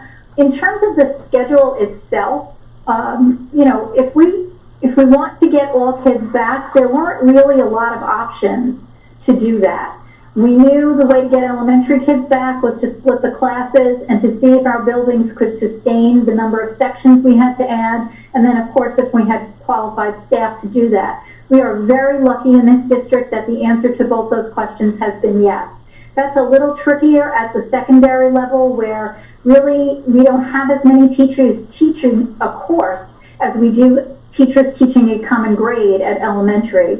So I do believe that, as you know, as we said earlier, as we continue on in this process, my job is meeting with teachers and refining those schedules and those daily interactions with kids based on the needs of their grade or their course. And then as we move forward through the semester, constantly talking to each other about how we can make this a better experience. Right. Thank you. Let's see. The second part of that question is around some of our systems, arrival, dismissal, to and from classroom. How will the teacher therapist still be able to give student full time? Okay, Lisa talked about that. Number 44, about busing. I don't want my child on bus because of proximity to others. If you're going to make a late drop-off and then a late pickup, keeping children, okay. So, yes, this is very significant. We just posted, as I said earlier, survey results from August, and I'm going to look them up very quickly to tell you that it was around 60% of our families said that they would drive their children to school. So we anticipate that we're going to have much fewer kids on the bus. 62% indicated that they would let their child ride the bus. Okay, so we know that we'll have fewer kids on the school bus, and we'll be able to spread children out. So we have been speaking with law enforcement because we know we're going to have heavier traffic. We're going to have more cars on the street, more cars pulling in and out of the driveways at our schools, and so we've worked with the school resource officer and our security folks, and we know that we're going to have a presence there. As I said, we're working on the drop-off and pickup schedule. They do need to be staggered. We will need to create a safe space for students to congregate safely as they enter the building before instruction begins. And the other part of the question is about, I thought I saw something about, oh, that's a question that we had emailed. Number 45, our last question that was sent to us earlier. Would it be helpful if parents volunteered to bring their kids to and from school? Yes, it would. It would reduce the number of children on the bus. What we will be doing toward the latter part of August is we identify the number of students that are taking the remote model. We will take those students off of the in-school roles. We will take them out of our transportation system, and then our transportation folks very quickly and efficiently will be able to run the bus routes. And we'll get those out to families so they can expect when they'll get picked up and when they'll get dropped off and what bus number they'll be on. And that is the question I saw. Yes, so we can plan the bus schedules. That's exactly correct. And so part of this begins with we need to know who wants to come to school and who's going to choose the remote model, which is really today's conversation and the conversation throughout the rest of the week. So we did receive about a dozen or so emails that came in. So I will zip through them. Some of them were answered. Some of them are repeat questions. Let's see. Margaret, I'll turn this over to you. We have a question from Larissa Berkman, who wants to know about the type of training that our teachers will have or have had with regard to the hybrid model. Tech coaches are doing a lot of work. I know that schools are contracting with outside consultants to do this. Also, since teachers are only 10-month employees, when will all of the training happen? So if you want to weigh in on that real quick. Sure. So we work with a specific company who has been delivering professional learning to the middle school and high school for the past few years. They will be coming in the beginning of September to talk about what it means to teach in a block schedule. We have, as Laura and I mentioned, bringing on board Schoology for our high school teachers, so they will have training on that learner management system. There have been a number of offerings throughout the summer from both these, really dedicated to content areas. So what does it mean to teach social studies in a hybrid schedule? What does it mean to teach ELA in a hybrid schedule? We've been sending those out to teachers. I have been approving any number of requests to attend those workshops, not just through BOCES, but at other places. I myself am taking a blended learning course right now through a consultant online. So there are a myriad of opportunities for us, whether they are self-directed or directed by the school district. As you mentioned, our teachers are 10-month employees, and that is really why the bulk of the training to get us up and running in September will take place over the coming few weeks. And it is why many school districts are delaying the entrance to school so that we can make sure that all of our staff has access to quality professional learning. Great, thank you. A question from Jessica Van Decker. Is this presentation regarding remote-only expectations that choose the 100% model, or is this what we can all expect the first few weeks of instruction and any additional periods of time that we are virtual? Correct. So we wanted to dedicate a part of tonight so parents can understand what to expect if they choose for their children to have the remote model for the first semester. But these standards and criteria and expectations are for whenever we are virtual. So again, if the health department closes us down for any number of reasons, this would be what families could expect. Remember, middle school and high school kids will follow their bell schedule. They will log in live and see their teacher and some classmates. We'll have the model as well for elementary students. So yes, that's also part of sort of coming full circle. Part of the phase-in approach was to bring students into the building in small groups in a safe way to rehearse the new systems, but also to make sure that our remote plan is also rehearsed. And these will be the same expectations starting school in September. Absolutely. Good question. Will the presentations be online? Yes, we will. Sarah Rubin asked that. We will put the presentations online, so look for those tomorrow. Question about Wednesdays. Explain how Wednesday schedule will work. This is from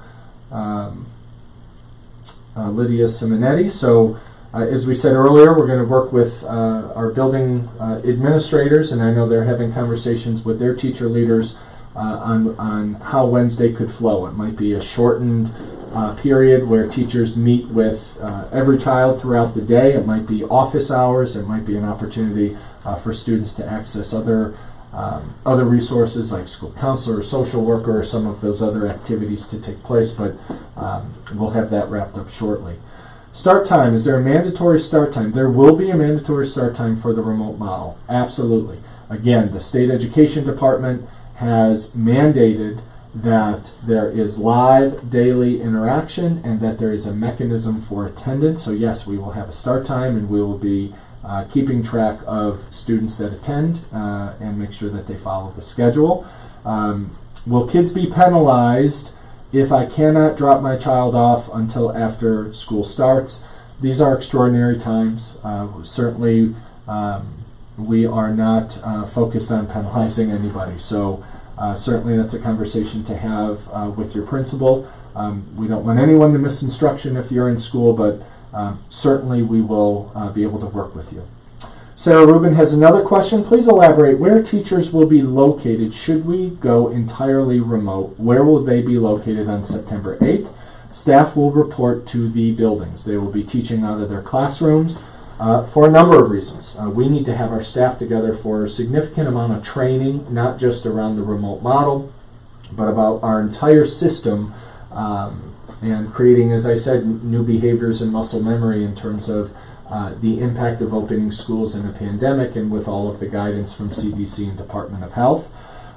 The health department, and I want to be real clear, the health department will tell us if schools are closed for purposes of a positive test or a number of staff that need to quarantine. They will help us with the decision on whether or not we need a hard close and everybody stays out of the building and teaches remotely. Our expectation is if we can open our doors for staff to teach out of the building, that is what we will do. So good question, Sarah. Thank you. Joan Vogt. I don't feel like I have enough time to make a decision about remote or in person since we are using this week for details. Can we push back the deadline? We're going to talk internally as a team. As we said earlier, there are many dominoes that fall. We talked about busing schedule and identifying teachers. I would say this. I would say we want to have a really good idea of families that are interested on Monday the 24th. And that's why we have the deadline on Monday, so families can have another conversation with their school principal this week. If you're not ready to commit or you need more information, you can email any of us and certainly we'll walk you through it. But it will be easier, as we said earlier, for the reasons we shared, it will be easier to start in school and then move to remote. So this is an opt-in. We talk about state tests where we opt out. Well, this is an opt-in. That's why we have the document online, and it's a contract. It's an agreement between the district and families, just so everyone understands the expectations. So don't feel like you have to make a rush decision. If we don't hear from you, you will have a seat in a classroom in the school, where you live. I know we're talking about elementary, for example. But we will, if we can extend the deadline, we'll let you know, but we're trying to stick with the 24th because of all of the activities that we will need to plan after that. Jean Bartle has a question about labs, chemistry, physics. Yeah, this is a regional discussion. Some of our outstanding high school lab teachers were able to do virtual labs and demonstrate labs. It was really phenomenal. We highlighted a number of those teachers and their activities last spring. We are in constant conversation with Advanced Placement, the College Board, as well as New York State, obviously, that there is a lab requirement for Regents exams. This is a statewide issue, not a Hendrick Hudson issue, so I know it's on the state radar, and they will certainly give us guidance, and we'll pass it on to families when we receive that. So thank you, Jean. We said the PowerPoints are going to be up on our website. Look for them tomorrow. Okay, we had another question about maybe delaying. We had a question around Wednesdays. We're still sort of filling out the details with Wednesdays. Okay, our friend Michelle Piccolo Hill, a few questions.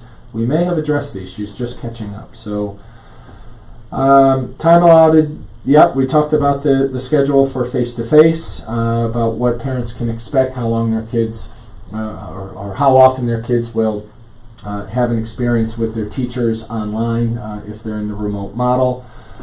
Part of the problem last year was that the meets were left up to the discretion. No, as we said earlier, they're going to be scheduled, they'll be regimented. There is an expectation from the State Education Department that those happen frequently.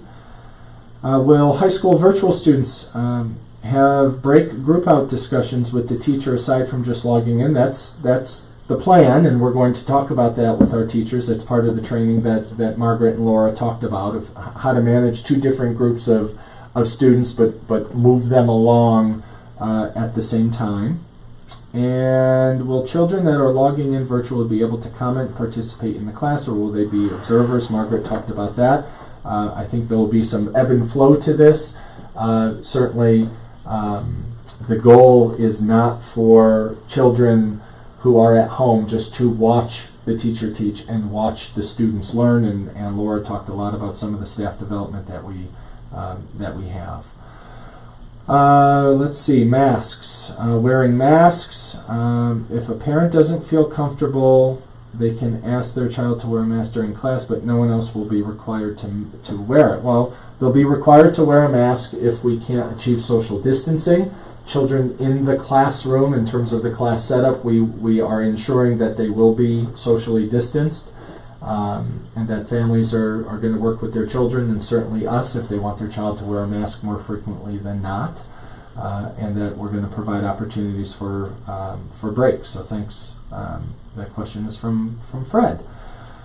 We have a couple questions. Lisa, I'm going to engage you. A couple special education questions, so I'll read both of them and then you can respond. One is, will there be a remote option for elementary special education? Will there be a dedicated remote special education teacher? As well as a question regarding how are we going to meet IEP and 504 goals? So we will obviously have a remote option for our special education students.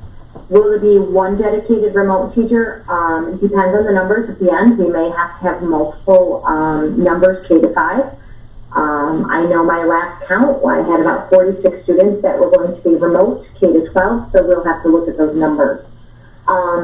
As far as being occupational therapists, scheduling and meeting students with an IEP or 504 plan, and how would we measure their goals? So what we've discussed is that we can offer live or remote depending on what the parent wants, but it would be a live student with a live student if you do come to the school, and would be measured that way. If not, as Mr. Hochreiter just shared, all related services are expected to be live and in person, so those goals will be worked on either collaboratively during the session or a one-on-one benchmarking time.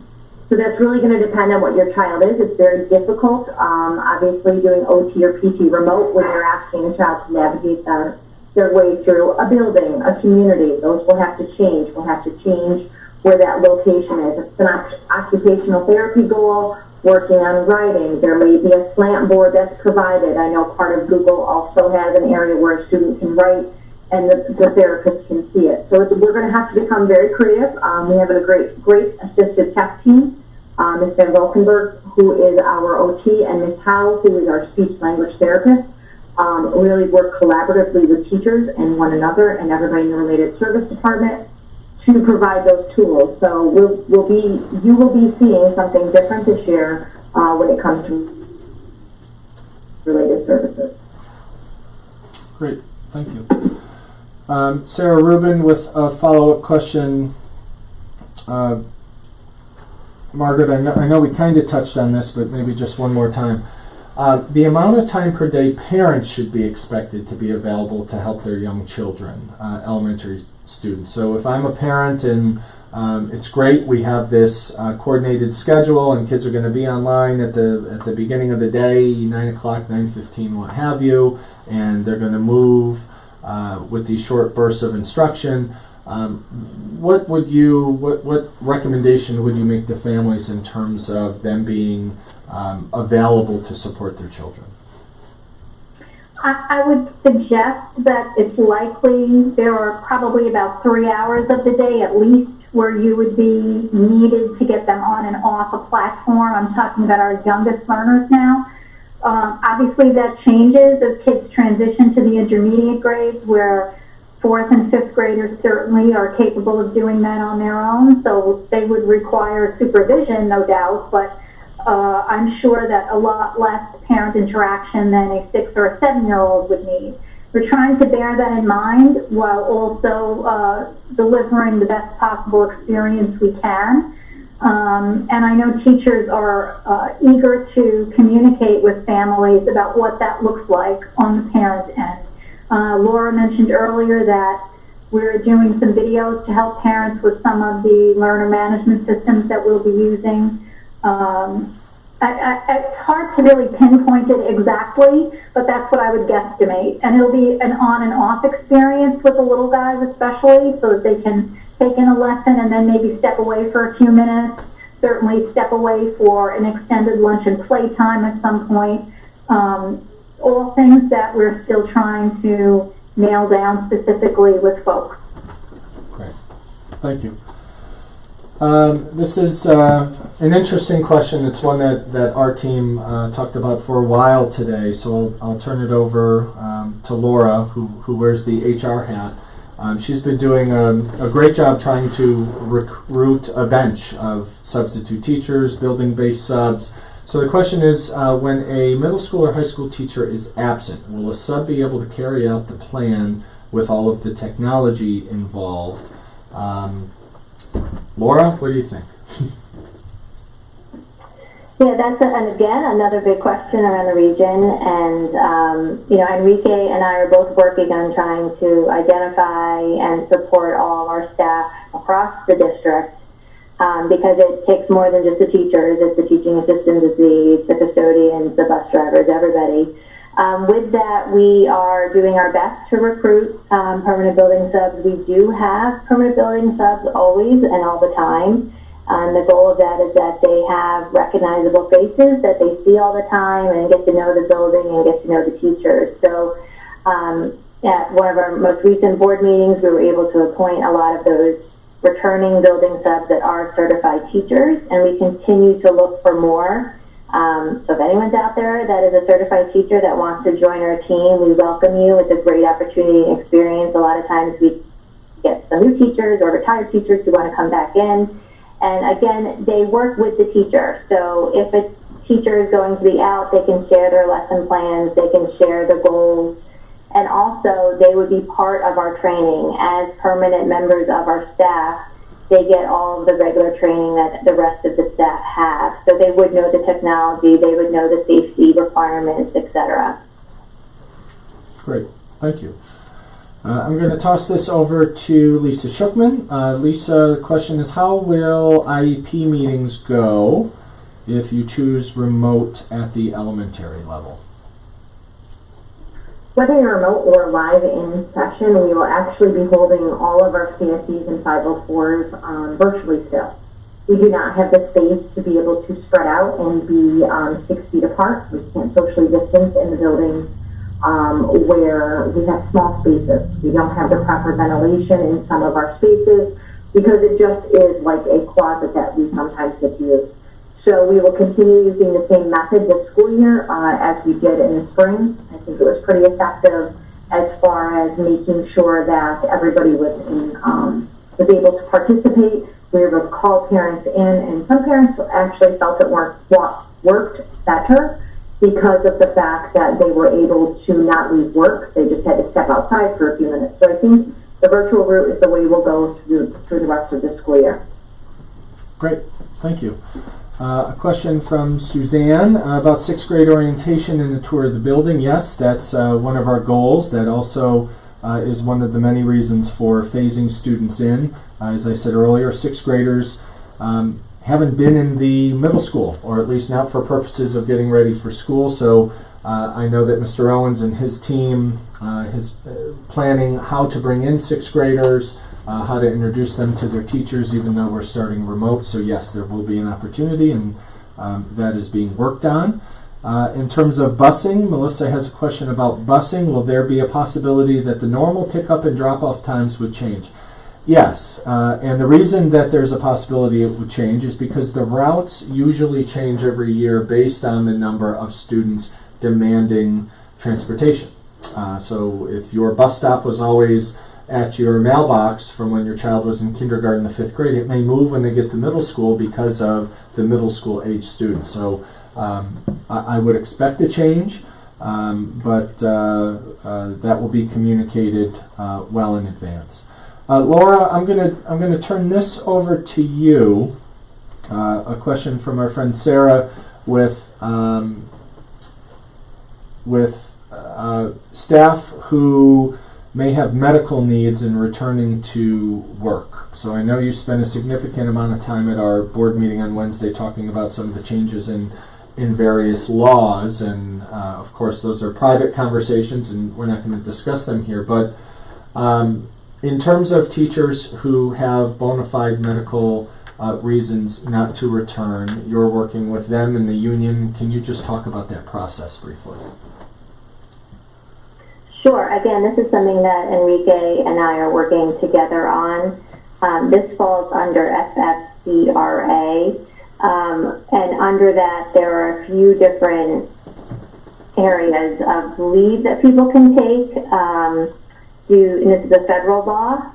There's extended FMLA, which is FMLEA. There's EPSLA, which is a 2-week leave that is connected to someone who might be quarantined or taking care of who is quarantined. Also under FMLEA, there is the ability for staff to take a leave if their child's school is closed, for example. If their child's school is closed on a hybrid schedule, which many districts are, they could take an intermittent leave. So they could come to work on the days that their children go to school, and if their children's school is closed on, say, Tuesday, Thursday, and they're doing a hybrid model, then that teacher would be able to take an intermittent leave on those specific days, and that's when we would require coverage and substitute teachers. These are big decisions that staff need to make as staff are trying to figure out their own child care needs for themselves. As much as they want to come back to work, some of them do not have the ability to do so. We also have people, yes, who might have accommodations due to disability, so that falls under the American Disabilities Act, and through that process they submit information to us about their disability and their physician's recommended accommodations, and from there we will do our best to assign reasonable accommodations within the school district and the school that we have. Sometimes accommodations are not feasible just because we can't create positions for staff, or we can't take teachers away from kids because that's the primary function of their work. But it is a very challenging time right now. There are people who are scared, who are ill or have serious disabilities.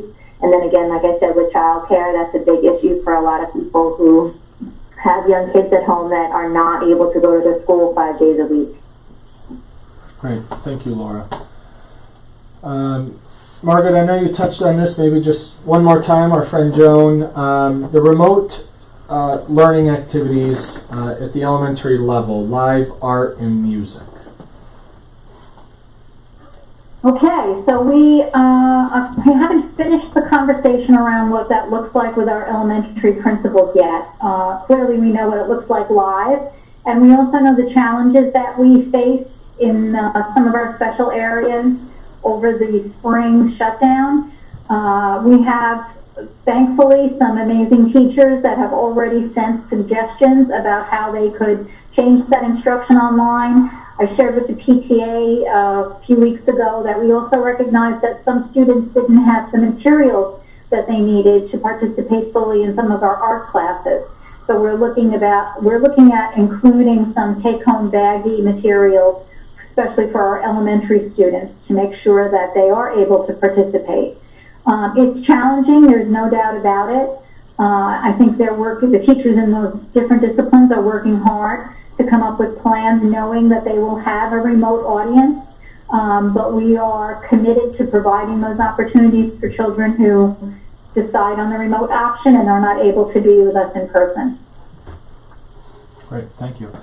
We have a question about the rate of transmission with regards to the number or percentage of students and staff required by contact tracers to quarantine can inform the decision to move between virtual and hybrid model. Okay, can we get school-specific, building-specific, or district-specific rate of transmission from Westchester County of Health to make this building-specific rate of transition inform virtual to hybrid to virtual shift? So yes, we will be working very closely with the Department of Health on that. That was part of our initial conversation today with them. that they will advise the district whether it's a classroom that needs to be closed, a wing of the building. It will all depend on the contact tracers, but they will make a recommendation to the district, and I will see if they could share with us the number of percentage with regards to rate of transmission. Another question in the same email. Let's see. The board made a decision to do a phased reopening. Yes, so we communicated to families on Friday that we will not have school open per se for students on September 8th. Tomorrow we're going to plan what the activities for our staff and for certain students will be in September. As we committed, we want to have a schedule to you by Wednesday so you can understand when students can return to the building. I know we said October 5th because that was a nice clean first Monday of October, but we also know there is shell shock with date of October. So we're trying to move that back into September, but try to use those first couple of weeks for very, very meaningful purposes that we discussed tonight. And the remote only option. Okay, just need to clarify and make certain. If we do not opt for the remote only option, can we keep our middle schooler on remote only once the hybrid model starts in September or early October until we're more comfortable with her return to school in the hybrid? Or does she need to be in school for any period of time before we opt to have her at the remote only? So no, like I said, it's easier to move from the in-school model to the remote model. With some notice, of course, because we want to make sure that we have enough seats, but you're mentioning a middle schooler. So yes, that is certainly easier. There were some questions earlier about if I start in the remote model, can I just come back to school? And that got into the discussion and the rationale to having a window of first semester commitment so that we can allocate our staff appropriately, we can have our class sizes well in balance, and also for transportation. Okay, we have just a couple more, and then I think we're going to call it a night here as we reach 2 hours. Let's see. One more question, I won't name who. Tracking teachers' time online. Can we track teachers' time online?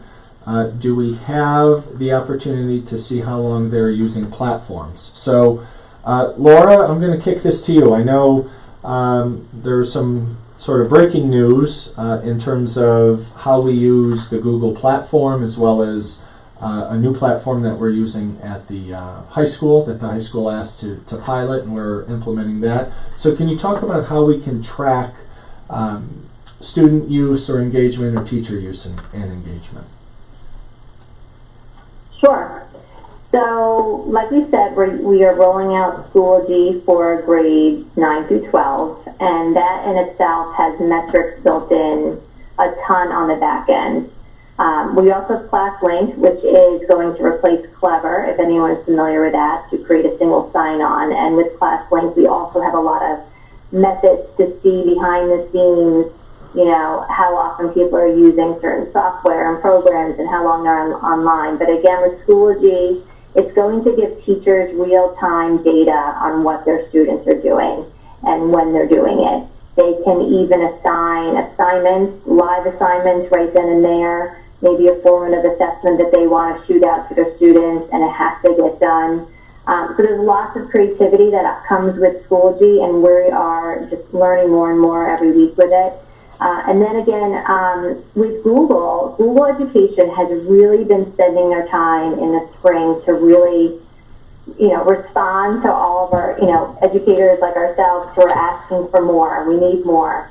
And even just the capability of Google Meet, for example. A lot of districts paid for going to Zoom. We decided to stick with Google Meet because we are such a Google school, and Google is wrapped into what we're doing with Schoology at the high school, so we're going to continue to be Google K through 12. But Google just announced, even just recently, just some enhancements they're making with Google Meet, for example, with blurring the background or allowing kids to have virtual background for privacy, attendance tracking, and then again, another enhancement with Google and Google Enterprise, which we will be purchasing, is going to give us a ton of data behind the scenes, again, for teachers and for administrators to make sure they can see what students are doing, if they need help, if they need assistance, same thing with staff. So yes, there are a lot of opportunities for us to get tons of metrics, tons of data.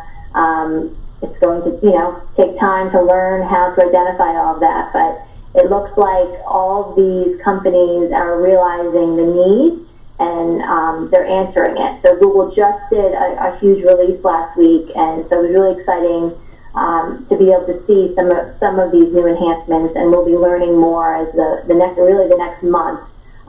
Some of it will come out in September. Most of it will start in October when they roll over to the full enterprise suite. Great, thank you. And our final question as we reach our 2-hour plateau. Let me find it. Temperature check. So yes, a new mandate for children and staff to come to school is that there needs to be a screening, a multi-question screening around symptoms. Have you traveled to a hot spot? Have you knowingly interacted with anyone who had symptoms or tested positive? So many districts, including Hendrick, Hudson, invested in an app, a real-time app, and we will send that information out to parents. You download it on your phone, and before your child comes to school each day, there's an attestation. There's, I think, 3 or 4 questions, and you just check, hopefully, yes, yes, yes, because if you don't check yes, then per the guidelines, they're not eligible to come to school. There also is a temperature attestation, that their temperature is not more than, I believe, 100 degrees. So that is a new wrinkle, but yet a very important wrinkle. The state believes that in order to control the spread of the virus, that we need to have that attestation. In some cases, we may do a temperature check at school. We did purchase many thermometers. But it would create, we believe, an unsafe environment for the school to be the first and only temperature check. So that is a new wrinkle to coming to school this year, and that's a very important one. So we're working with the technology company. It's School Alerts or Anonymous Alerts. It's a company that's been around for a while. They have 2 platforms, one for the health and welfare piece, but also school safety, which will be phenomenal. We're excited to work with them. Many districts in our region work with them. But there will be information that we email to everyone about how to download the app, how to use it. On our back end, your responses, of course, they're confidential, but your responses will go to any number of people in the school to make sure that we have real-time accounting for students that are coming through our doors, have gone through the attestation, and are approved to come to school. And that approval is new, but very necessary. So, thank you for joining us. Throughout the last week, we've tried to make some modifications to make these presentations a little more personable. We know that this isn't the best way to hand out information and certainly not receive it. You all have made that feedback very clear, and we appreciate that feedback. So we're trying to use technology to close the gap and not make it feel so techy. So we'll continue to seek your feedback and make some adjustments.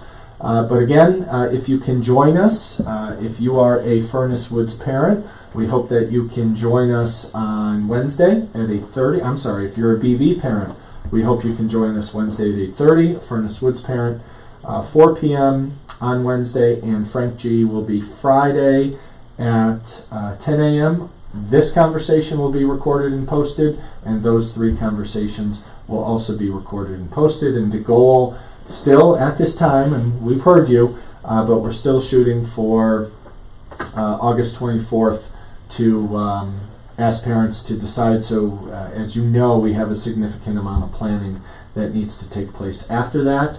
If we do adjust the timing, we'll let you know. We know that this is an important decision, but again, if you're still on the fence, you have opted in by default to the in-school model, and you can You can leave that at any time, but if you are ready to make a decision, we ask that you go online, you fill out the form, because a lot of organizational decisions need to be made based on that data. So thank you for joining us. We hope you found this informative. Thank you to our team who have joined us, who have been able to go an inch wide and a mile deep with your questions. We'll continue to take your questions and try to respond to them just as quickly as we can. And if we get questions chunked by theme, we are updating our FAQ on our website. And